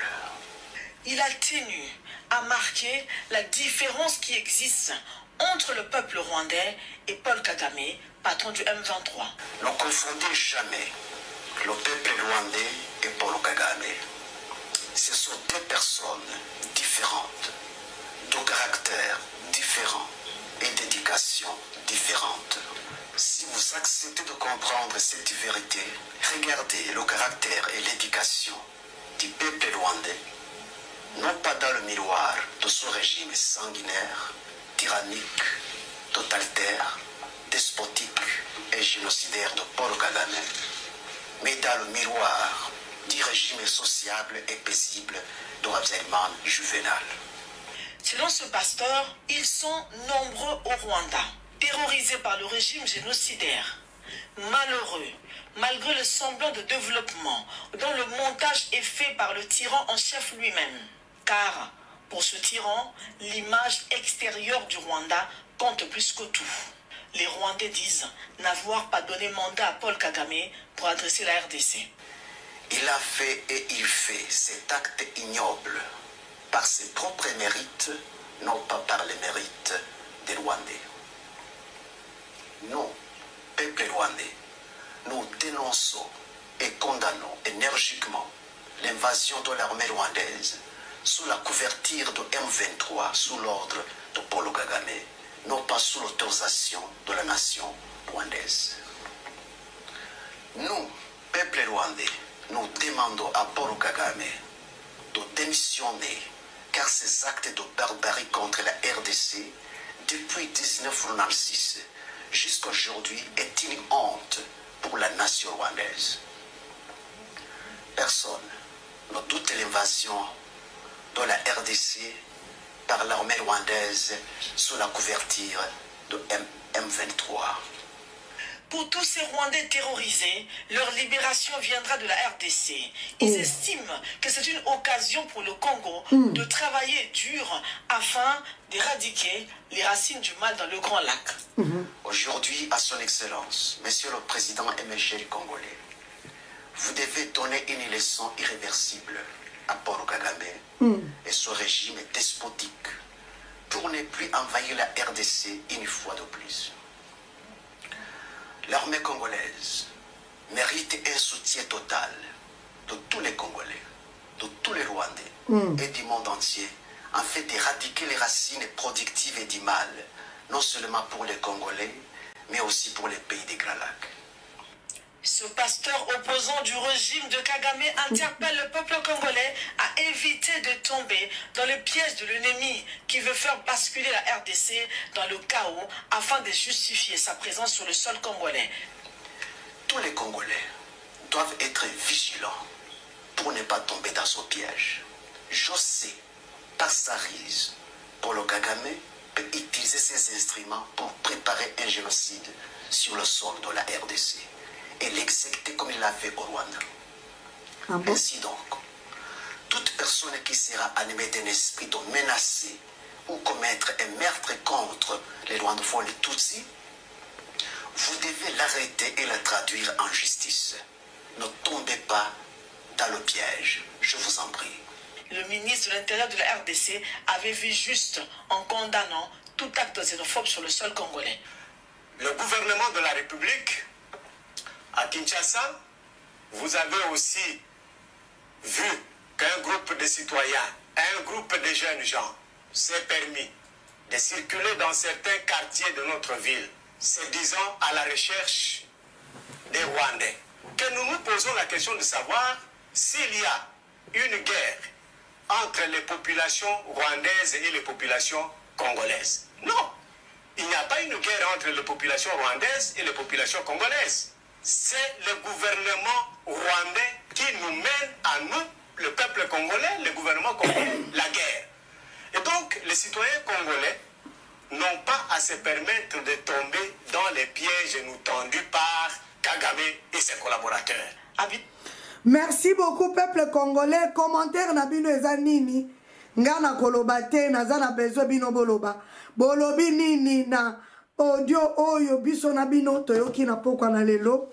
Oyo opposant rwandais azako s'expliquer et puis azasima ya peuple congolais, azasima ya mukonzi mboka FRDC. Na ko répéter parce qu'il était clair on a pas propos na ye. Bino bolobi nini? Nazomona bazo insister mingi na point ya koloba. To tomber na piège te. To luka ba Rwandais te parce que problème na biso ezali gouvernement ya Kagame na Yemoko Kagame. Mais problème ezali ngala lobaki yango na bémission na salaki. Ba Rwandais faut se manifester. Tokondi bakaka te kaka opposant moko aya sali déclaration bino bandeko ba Rwandais bo fandi te. Il faut toyoka na sengaki même bino. To mona kango même awa tango babomi Georges babomaki les États-Unis. To mona ki même mindele batelemaki. Or Georges azalaki noir. Ba babomaki Georges ezalaki américain. O baki na l'opposo apebe c'est-à-dire américain origine ya mboka wana. Mais tango bamoni kete babomi mutu mwindu. Bango babi maintenant ça c'est quoi ça? Bango be basalaki nini batelemaki malgré que bazalo l'opposo moindo te. Siko bino boyebi ke bazo boma bandeko ba congolais. Mais bon se manifester, tant que bozo se manifester te, bon fandi kimelaxi nini, donc boza complice na makambu oyo président na bino azosala.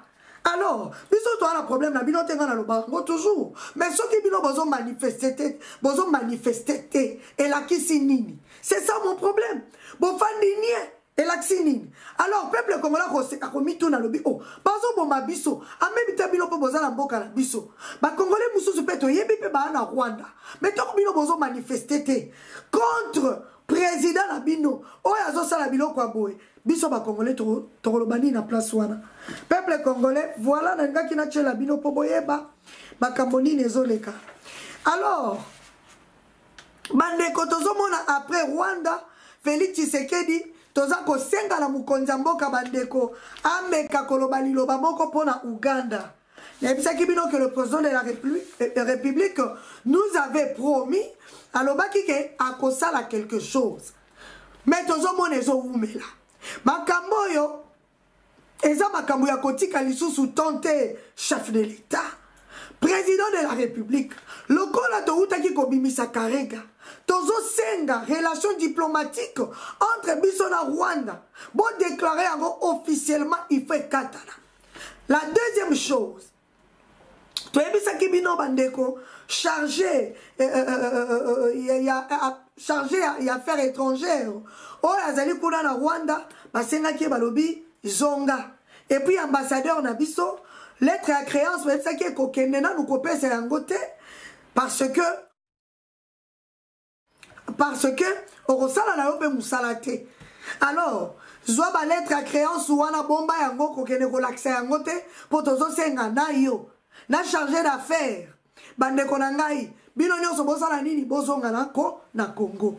Alors qu'est-ce que vous attendez pour tozongi sapé nani, comment il s'appelle, ambassadeur ougandais tozongise na mboka na ye.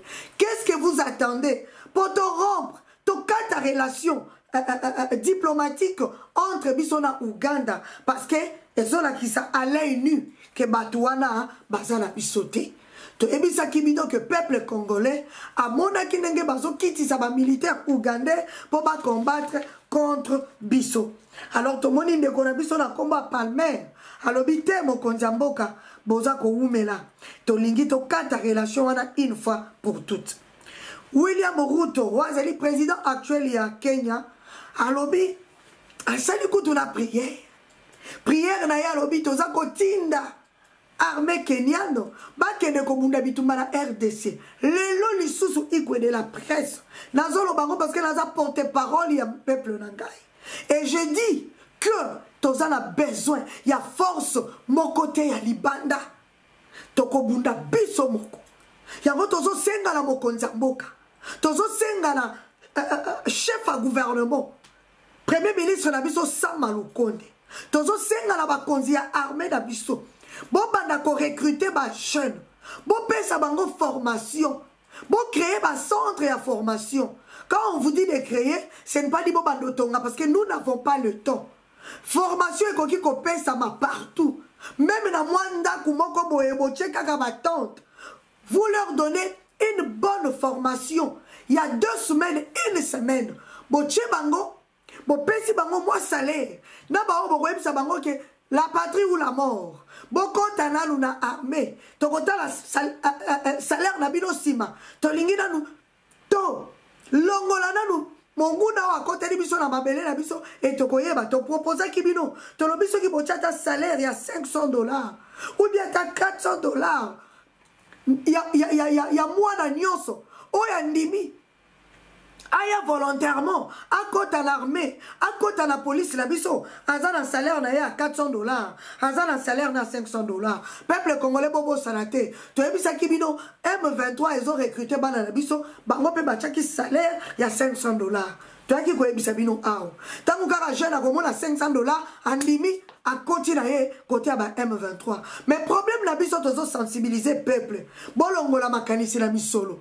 Soki mutu akomi kotia ke non pour ngana kota armée pour na bunda il faut salaire c'est que oza patriote.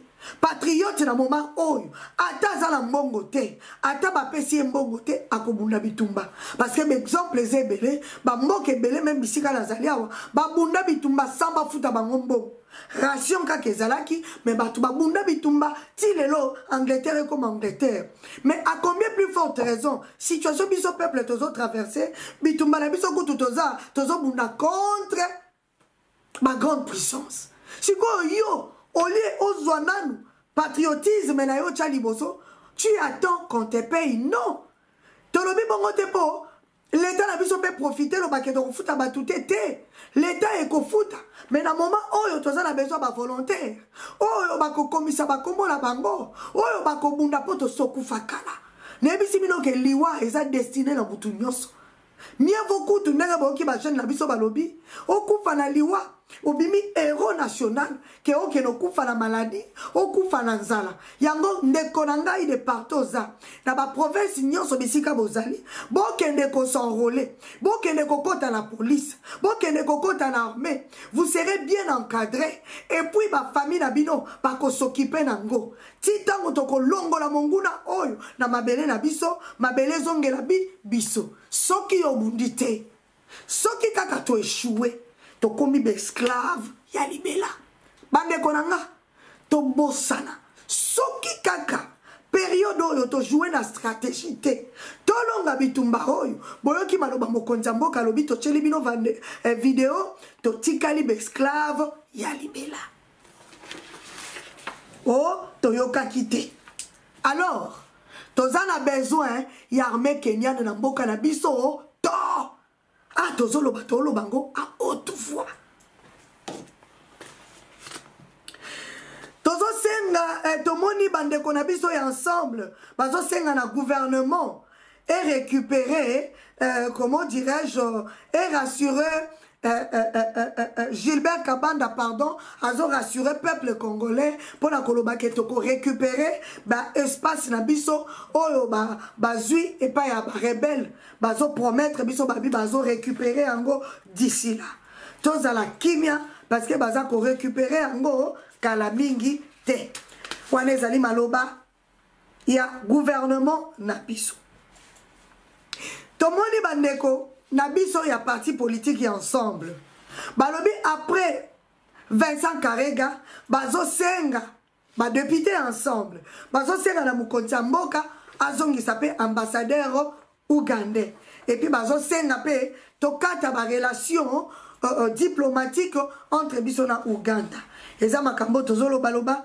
eze loko ya sikate peuple congolais situation auto traverser nango pour le moment agression na este ya Congo mokolo na lelo mobimba balobi kimia ekoti na balini nyonso ya Rutshuru mutu akosa bino te ata lisasi eleli te depuis 5 heures ya tongo ti na moma oyo tozoloba na bino toyebi te kimia moko ekoti po bosentir ke loko mama Marceline Mindo nayebisaki bino eza vrai nayebisaki bino ke retrait ya MONUSCO ezali makambo yake kokutana nango na FRDC andimaki te komona oyo ya monaki lobi alors na mokolo na lelo bandeko balobi kuna na Bunagana situation ezali calme c'est-à-dire FRDC eza na contrôle malgré to récupérer ango na mobimba te mais contrôle ya Rutshuru contrôle ya Kiwanja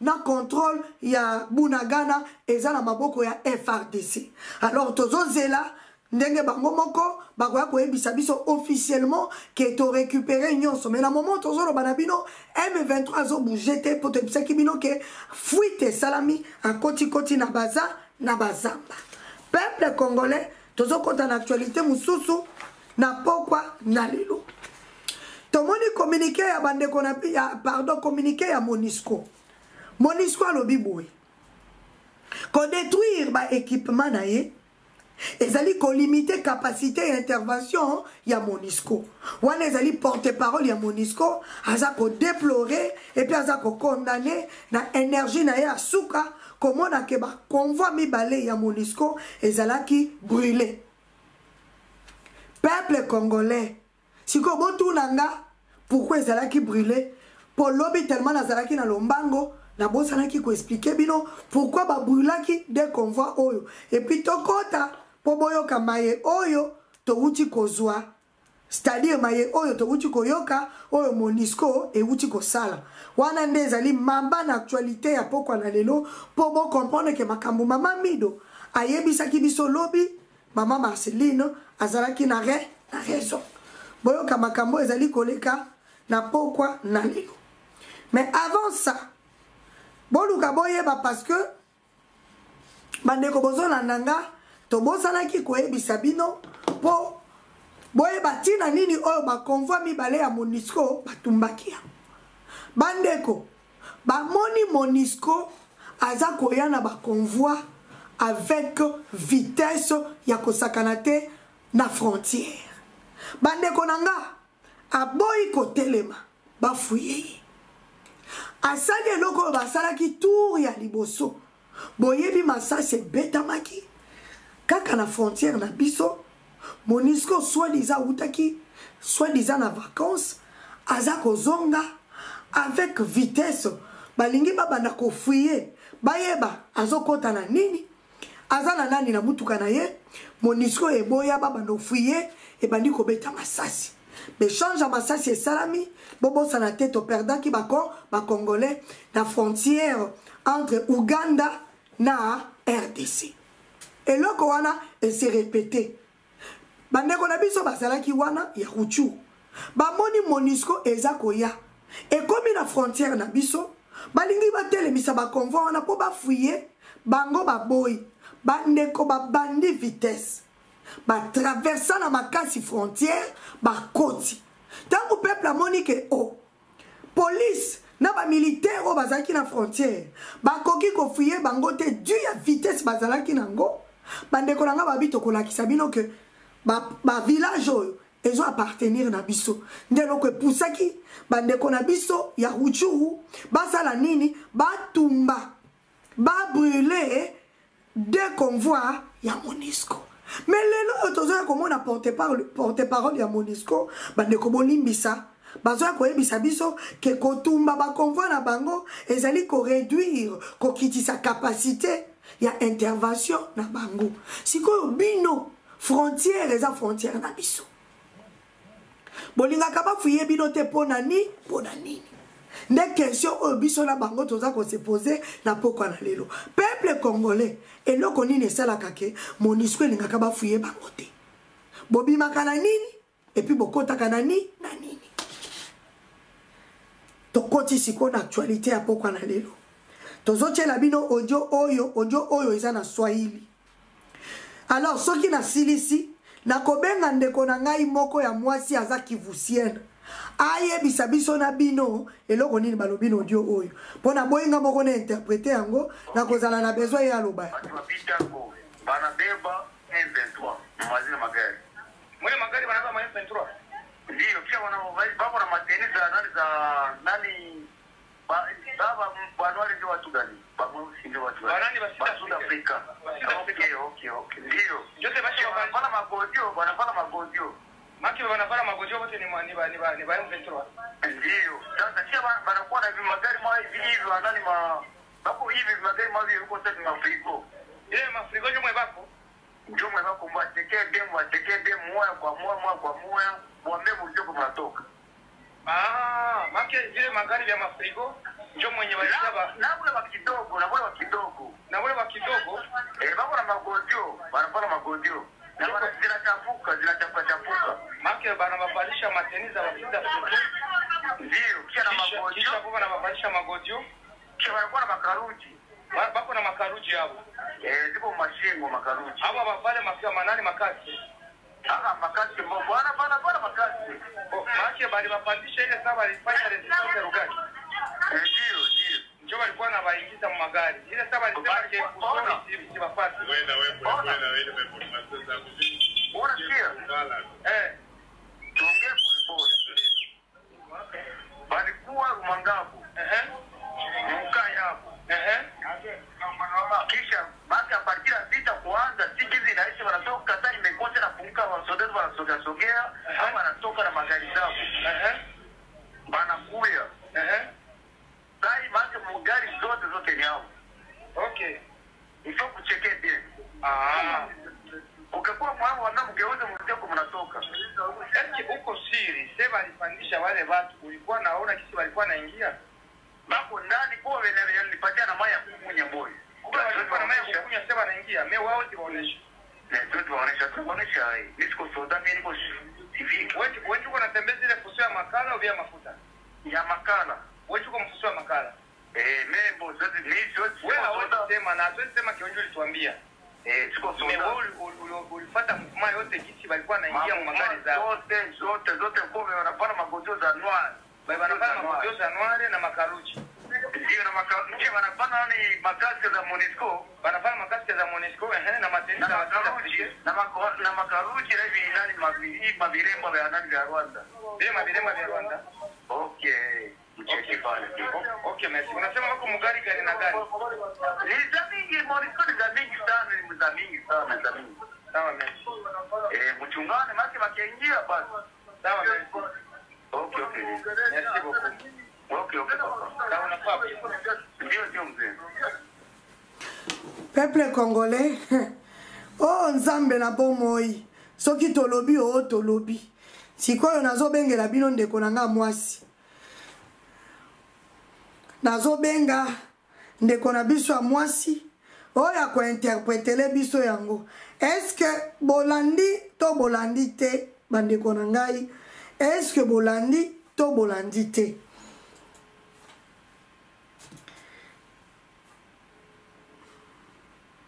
Mais na moni on dira en ligne te. Est-ce que bolandi to bolandi te ponga na comprendre yango? Très bien. Est-ce que bolandi to bolandi te? Na mukuse loko ni nezoleka. Bandeko bomoni oyo bazali ba témoin oculaire ndenge tolobaka. Oyo ba vivre makambu oyo esali eleki. C'est-à-dire, qu'est-ce qui se passe peuple congolais bozolanda ngai? Bandeko bafanda kaka boye bandeko bozolanda nga. Ba remarquer que bandeko nanga ba remarquer que Monisco ezui batuya tobenga bango Afrique du Sud, voilà. Bandeko ya Afrique du Sud bakotisi bango, c'est-à-dire eza bandeko Afrique du Sud, je voulais dire M23. Monisco depuis tongo ya lelo bandeko azui M23 alatisi bango teni ya casque bleu ya bandeko na biso ba Sud Africa. Alatisi bango teni bandeko oyo bamoni bango baye ko alerter balobi bokeba bake ko alerter na police. Police pa lobi na kotika boyete ngai il faut na enregistrer makambu bozoloba. Azalaki ye moko te bino moko bouti komona bazalaki groupe ya batu ebele. Oyo baza ko témoigner que à leur grande surprise lelo na tongo ba remarquer que na tongo makasi batala boye ba moni M23 peuple congolais bolimbisanga basali nini M23 balatisi bango tenu ya casque bleu ya ba Sud Africa. Baza ko expliquer nandenge bazolatisa bango, nandenge bazolatisa bango ba bot, nandenge bazotia bango bayebaki te ke ezalaki na groupe ya ba congolais o babanaki komona bango na Rutshuru. Bandeko botala niveau. Qu'est-ce que je vous avais dit hier? Bandeko bondimelinga na ebisaki bino na lobi retrait ya Monisco to fungolela ngo miso. Comment bino bokei pour garder base militaire na biso o eza soki Bunamango soki Bunagabo base militaire na biso kaka dikuboye subitement o tete obimi poto ke de kosolola na ba partenaire na biso to ba ndenge nini to kozongela bino bandeko nasali bino nasali hier 2 heures awa pour vous expliquer que ce qui vous fungoli misute bato yo ndenge balobi o basali ba replier pambate, c'est-à-dire ils ont compris que eza FRDC à Kalate, Matouza o bakutaki FRDC, ndenge na bisaki bino que FRDC, ezalaki accompagné la ba mai, ba trouvé que bato yo bazali bato to kolonga bitumbate, Matouza o bakutaki FRDC, eza même Matouza o bango ba memaki te. Mbala moko ba ebisi biso repli, joka repli na bango, MONUSCO eke kozwa. Peuple congolais bozolandanga, M23. Et Monique, la vigilance c'est ma casse na FRDC. La vigilance c'est ma casse même na peuple congolais. Tola tisabango teni ya ba casque bleu. Et Afrique du Sud pour ebimateke baza ba M23. Tangu baza kola tisabango peuple congolais pe azakuta la. Basiliksi kola tisa. Babandi kola tisa bango na ba botte. Babandi kocha bango biloko nyonso na nzoto. Babandi pe kokotsa bango na mituka na bakova na bango. Peuple congolais aza kosala nini? Asakotana. Ah bandeko. Yango boyokaki na ebisaki bino. Gouverneur militaire na lobi tika makambo ya koyebisa biso ke ozolingo banda kosala patrouille na MONUSCO. MONUSCO aza muto bako kosala na ye patrouille te.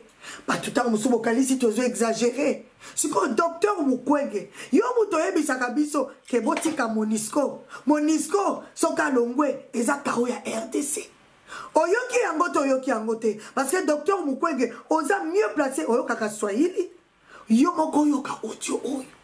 Bande kotozui audio oyo totindela yango bakosi. Peuple congolais soki loko eza information eza fausse. Bakonzi bazongela kabiso po bayebisa biso ke eza fausse. Depuis na tindaki yango bandeko pona zalaki mutu ya liboso batindelinga ngai pe na bandi ko panza ngo na ba réseaux sociaux. Mais je pense que il y a pas encore beaucoup de gens au bazui yango parce que na bandaki pe ko tinda yango na ba réseaux sociaux et puis na bandaki ko tinda yango pe batu nyonso te. Tangu na zui yango na tindeli bakonzi na biso jusque là mukonzi ata moko répondre ngasa te. Oh soki ezali fausse information bakonzi bazongela kabiso po bayebisa biso ke eza fausse information. Bandeko nde na oloba na bino silence radio depuis audio oyo ekomelinga na tongo tina mama oyo na bandi émission ata mukonzi moko te ayebisi ngai ke likambo eza boye mama problème eza boye silence radio. C'est-à-dire lokola bango bafandi ni elakisi nini bandimi makambo oyo. Peuple congolais biso moko tobimisa bato oyo soki totiki que gouvernement ebimisa c'est-à-dire ezaka bitumba likolo ya bitumba bandeko tosala ndenge tosalaki liboso. MONUSCO ebisaki bino koya oyo yakendaki même na frontière pona kozala pembeni ya FRDC ezalaki juste baolamba biso baosukola morale na biso balakisa biso ke ils sont pour nous tala kutu babateli route nationale numéro 2 tala kutu baza sima ya nini baza sima FRDC c'est-à-dire baambouye biso tolongole loko tozalaki nango ya mutu ya koloba na bango ke tango na bino ekoki bo libéré bobima bandeko ya bolingo bozolanda ngai MONUSCO efabima wana qu'il pleuve ou qu'il neige nazo senga na ba jeune kuna na est ya Congo nazo senga na ba jeune de partout même la capitale ya Kinshasa tosala ba marche ndenge tosala kiliboso po toloba na MONUSCO abima toloba na bakonza mboka na biso ke MONUSCO toza biso moko na évidence que a kotisi M23 alatisi bilamba ya ba casque bleu oyo ya bandeko ya Afrique du Sud na suki wana pokwa na lilo zambalo la pambola bino maye oto lingaki toloba na bino yango oyo bo partager émission oyo soko zotala biso pour la première fois que nous s'abonner na Volcan TV que nous cliquer cloche à notification pour ebaka ke Igwe de la presse aza live. Un grand merci à mon gros bébé Akimi de le grand juriste. Un grand merci na bandeko nyonso batala kibiso zambalo la pambola bino tokutani na bino lobby na 18h30. Lobby tokoleka avant chaque jeudi, vous habitez le 18h30 par rapport à horaire nangai zambalo la pambola bino. Merci beaucoup. Tokutani na bino lobby. Bye bye bye bye bye bye.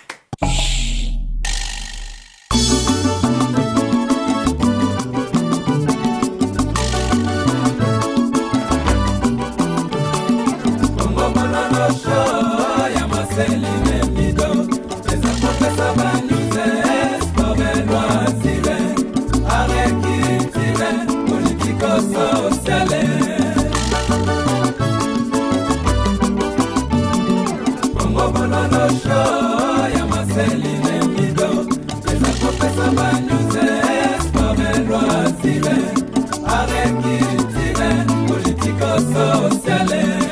Marceline Mido. Pesa sango mokili baba réalité. Pesa sango na bana mboka, pesa sango. Opposition majorité. Pesa sango na bana mboka, pesa sango. Société civile. Pesa sango. Pesa Mateo. Pesa sango. Pesa sango na bana mboka, pesa sango. Combattant ba résistant. Pesa sango mokili baba réalité. Pesa sango na bana mboka, pesa sango. Fonctionnaire ya l'État. Pesa sango na bana mboka, pesa sango. Marceline Mido. Pesa sango. Pesa sango. Pesa sango na bana mboka, pesa sango. Marceline Mido. Tina bilili eza nini? Soki Congo Bololo show eza te. Signé Michono Caspe spirituel. Igwe de la presse congolaise.